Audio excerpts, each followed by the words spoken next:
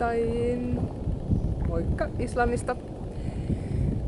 Täällä ollaan Pohjois-Islannissa Söytäkrókurin kylän pohjoispuolella. Täällä on yksi näistä Islannin monista luonnonvaraisista kuumavesilähteistä.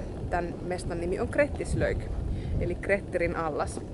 Grettir oli yksi niistä Islannin tunnetuimmista saagasankareista sieltä 1000-luvulta.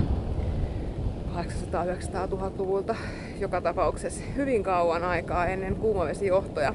Mutta silloin oli täällä tällainen kuumavesiallas, jossa se kylpi. Ja sitten tuossa on Atlantin valtameri ihan ton kivimuurin takana, niin siellä se sitten kävi vetämässä uintireenejä meressä kylmässä vedessä, kun se kyllästyi täällä kuumosvedessä lötkyttelyyn. Mutta Islannissa on tosiaan tällaisia vapaita kuumavesialtaita muutamia kymmeniä, ja osaan on sisäänpääsymaksu. Raha jätetään sellaiseen pieneen laatikkoon, joka löytyy tuolta pukuhuoneista, ja osa on sitten ihan maksuttomia. Kyllä kelpaa. Nyt on marraskuu, ulkonahan sairaan kylmä, mutta täällä vedessä on niin kuuma, että mä oon jo ihan joulukinkku. Eli täällä. Tervetuloa mukaan. Tämä oli Satu Islannista ja juttu oli tietysti ihan totta. Moi!